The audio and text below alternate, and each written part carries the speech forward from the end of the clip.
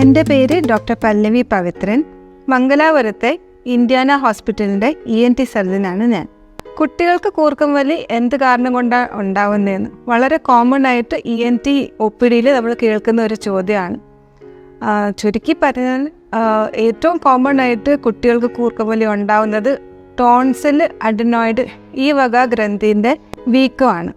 ഇപ്പോൾ ടോൺസിൽ എന്താണ്, അഡിനോയിഡ് എന്താണെന്ന് ചോദിച്ചാൽ, ടോൺസിൽ എല്ലാവർക്കും അറിയാം. കോമൺ ആയിട്ട് നമുക്ക് വെറും വാ തുറന്ന് നാക്കൊന്ന് അമർത്തി ഉള്ളിലോട്ട് നോക്കിയാൽ തൊണ്ടേൻ്റെ രണ്ട് സൈഡിലും ഇങ്ങനെ ഉരുണ്ട് വീർത്ത് കാണുന്ന ഗ്ലാൻഡാണ് ടോൺസിൽ. നോർമലി അത്ര വീർത്തിരിക്കില്ല, ഒരു ഇൻഫെക്ഷൻ വന്നാൽ അത് വീർത്തിരിക്കും. അഡിനോയിഡ് അത്ര എളുപ്പമായിട്ട് കാണുന്ന ഒരു ഗ്ലാൻഡ് അല്ല, അത് ഒരുപാട് ഉള്ളിൽ മൂക്കിൻ്റെ ഏറ്റവും പുറകിലുള്ള സ്ഥലത്താണത് ശാശ്വതമായിട്ടുള്ളത്. മൂക്കിൻ്റെ പുറകിൽ അണ്ണാക്കിൻ്റെ മേലെ നേസോ ഫാരിങ്സ് പറയുന്ന സ്ഥലത്താണ് ഈ അഡിനോയിഡ് നമുക്ക് കിട്ടുന്നത്. ആദ്യമായിട്ട് എനിക്ക് പറയാനുള്ളത്, അഡിനോയിഡും ടോൺസിലും എല്ലാവർക്കും ഉള്ള ഗ്ലാൻഡുകളാണ്. കുട്ടികൾക്ക് മാത്രമാണ് അഡിനോയിഡ് ഉള്ള. ഒരു 2 വയസ്സ് മുതൽ 15 വയസ്സിൻ്റെ ഇടയ്ക്കുള്ള പ്രായത്തിൽ അഡിനോയിഡ്സ് എല്ലാ കുട്ടികൾക്കും ഉള്ളതാണ്. ടോൺസിൽ എല്ലാ പ്രായത്തിലും വലിയവർക്കും വയസ്സായവർക്കും എല്ലാവർക്കും തൊണ്ടയിൽ ഉള്ള ഒരു ഗ്ലാൻഡാണ് ടോൺസിൽ. അപ്പോൾ ഇതിലെപ്പോഴാണ് പ്രശ്നമുണ്ടെന്ന് പറയുന്നത്, നോർമൽ അഡിനോയിഡ് എന്ന് പറഞ്ഞാൽ ജന്മനേ ഉള്ള ഒരു ഗ്ലാൻഡ് ആണെങ്കിൽ 2 വയസ്സ് കഴിഞ്ഞാലാണ് അത് വീർക്കാൻ തുടങ്ങുന്നത്, വളരാൻ തുടങ്ങുന്നത്. നോർമലായിട്ട് അതൊരു 6 വയസ്സ് വരെ നല്ല സ്പീഡിൽ വളരും. പിന്നെ 6 വയസ്സ് കഴിഞ്ഞ് അതിൻ്റെ വളർച്ചേൻ്റെ സ്പീഡ് കുറയും. 8 വയസ്സ് 10 വയസ്സ് വരെ അത് ഓൾമോസ്റ്റ് ഒരു സൈസായിട്ട് ഇരുന്നിട്ട് 10 വയസ്സിന് ശേഷം അത് ചുരുങ്ങാൻ തുടങ്ങും. ചുരുങ്ങി ഒരു 14-15 വയസ്സാകുമ്പോഴത്തേക്ക് തന്നെ മാറുന്ന ഒരു ഗ്ലാൻഡാണ് അഡിനോയിഡ്. നോർമൽ അഡിനോയിഡ് എത്ര വളർന്നാലും കുട്ടിക്ക് അതുകൊണ്ട് ഒരു പ്രയാസം ഉണ്ടാവത്തില്ല. മൂക്കടപ്പ്, ജലദോഷം, കഫക്കെട്ട്, ശ്വസിക്കാനുള്ള പ്രയാസം, കൂർക്കം വലി ഈ വക സിംറ്റംസ് ഒന്നും അഡിനോയിഡ് നോർമൽ ആണെങ്കിൽ ഉണ്ടാവില്ല. അഡിനോയിഡ് വല്ലാതെ വീങ്ങി അതുകൊണ്ട് ബ്ലോക്ക് ഉണ്ടാവുകയാണെങ്കിൽ മാത്രമാണ് ഈ സിംറ്റംസ് ഉണ്ടാവുന്നത്. അപ്പോൾ അഡിനോയിഡ് എത്ര വീങ്ങിയിട്ടുണ്ട് അതനുസരിച്ച് നമ്മൾ അതിന് 4 ഗ്രേഡ് പറഞ്ഞിട്ടുണ്ട്. ഗ്രേഡ് 1 എന്ന് പറഞ്ഞാൽ 0 മുതൽ 25% ബ്ലോക്കിനാണ് നമ്മൾ ഗ്രേഡ് 1 എന്ന് പറയുന്നത്. 25 മുതൽ 50% വരെയുള്ള ബ്ലോക്കിന് നമ്മൾ ഗ്രേഡ് 2 എന്ന് പറയും.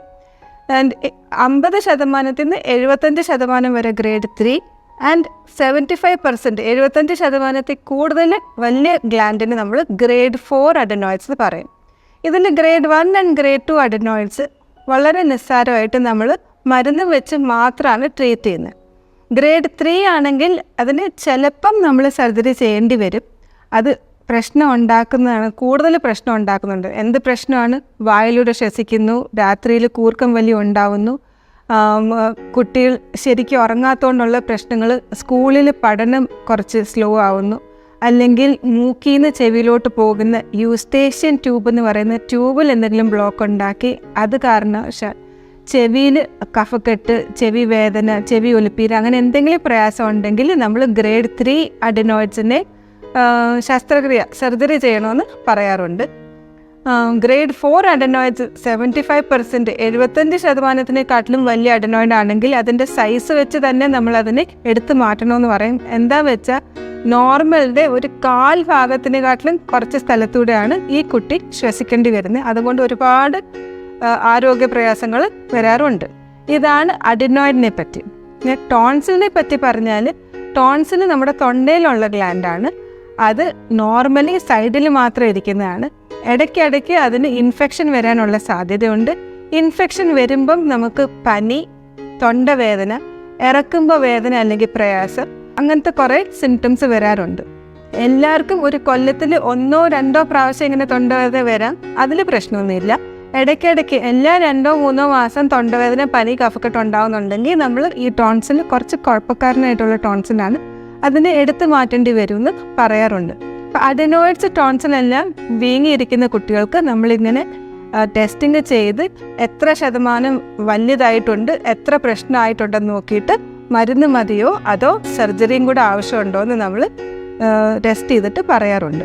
അപ്പോൾ ഇതിന് ഏറ്റവും കോമൺ ആയിട്ട് അഡിനോയിഡിനെ നോക്കാൻ വേണ്ടിയുള്ള ടെസ്റ്റ് എൻഡോസ്കോപ്പി, നേസൽ എൻഡോസ്കോപ്പിയും എക്സ്റേയും ആണ്. എൻഡോസ്കോപ്പി മൂക്കിനകത്തോട്ട് ഒരു ചെറിയ ലൈറ്റ് മൂക്കിൻ്റെ ഏറ്റവും പുറവശം വരെ പോയിട്ട് ഈ അഡനോയിഡ് എത്രമാത്രം വീങ്ങിയിട്ടുണ്ട്, അതുകൊണ്ട് യൂസ്റ്റേഷ്യൻ ട്യൂബ് ബ്ലോക്ക് ആകുന്നുണ്ടോ, അതിൻ്റെ ചുറ്റും കഫക്കെട്ടുണ്ടോ എന്നൊക്കെ നോക്കിയിട്ട് അതിൻ്റെ ഗ്രേഡും നമ്മൾ കൃത്യമായിട്ട് പറയാനുള്ള ഒരു ടെസ്റ്റാണ് നേസൽ എൻഡോസ്കോപ്പി. അതല്ലാതെ നമ്മൾ ഒരു എക്സ്റേയും കൂടെ എടുക്കാറുണ്ട്. സൈഡിൽ നിന്നുള്ള എക്സ്റേ എടുത്തിട്ട് എത്രമാത്രം ബ്ലോക്ക് ഉണ്ടെന്നൊക്കെ നോക്കാറുണ്ട്. കേൾവിയുടെ ടെസ്റ്റും ചെയ്യാറുണ്ട്. സെയിം ഇത് കേൾവിയെ ബാധിച്ചിട്ടുണ്ടോ ഇല്ലയോ എന്ന് നോക്കാൻ വേണ്ടി നമ്മൾ ചെവീൻ്റെ കേൾവിയുടെ ടെസ്റ്റ് ചെയ്യാറുണ്ട്.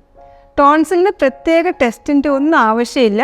നോക്കുമ്പോൾ തന്നെ എത്രമാത്രം വലിയതായിട്ടുണ്ടെന്ന് നമുക്ക് പറയാൻ പറ്റും. ആൻഡ് സിംറ്റംസ് വെച്ച് എത്ര മാസത്തിനുള്ളിലാണ് ആ ടോൺസിൽ പഴുക്കുന്നതെന്ന് വെച്ച് നമുക്ക് ഈ ടോൺസിൽ നമുക്ക് മരുന്ന് മതിയോ അതോ ഓപ്പറേഷൻ്റെ ആവശ്യമുണ്ടോ എന്ന് നമുക്ക് സിംറ്റംസ് വെച്ചാണ് നമ്മൾ ഡിസൈഡ് ചെയ്യുന്നത്.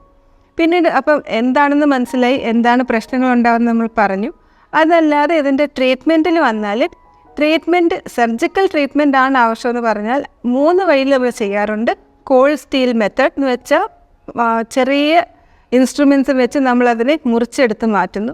ലേസർ ട്രീറ്റ്മെൻറ്റ്, ലേസർ എന്ന് വെച്ചാൽ നമ്മൾ കൂർപ്പിച്ച ലൈറ്റാണ് ലേസർ. അപ്പോൾ കൂർപ്പിച്ച ലൈറ്റും വെച്ച് ഈ മാംസത്തിനെ കരിപ്പിച്ച് കളയുന്നു, അതാണ് ലേസർ ട്രീറ്റ്മെൻറ്റ്. ആൻഡ് ഇപ്പോഴത്തെ ഏറ്റവും ലേറ്റസ്റ്റും ഏറ്റവും ബെസ്റ്റ് ടെക്നിക്ക് കോബ്ലേഷൻ എന്ന് പറയുന്ന ടെക്നിക്കാണ്. കോബ്ലേഷൻ എന്ന് വെച്ചാൽ ആ മെഷീനും വെച്ച് മാംസത്തിനെ അലിപ്പിച്ച് കളയാണ്. ചുരുക്കി പറഞ്ഞാൽ നമ്മൾ സ്റ്റാർ ഹോട്ടലിലൊക്കെ പോയാൽ നമ്മൾ ഈ ഷുഗർ ക്യൂബ് ചൂടുവെള്ളത്തിലോ ചായയിലിടുമ്പോൾ അതങ്ങ് അലിഞ്ഞ് മാറുന്ന കാണുന്നില്ലേ, അതുപോലെ മാംസം അങ്ങ് അലിഞ്ഞു പോവും കോബ്ലേഷൻ ടെക്നിക്കിൽ.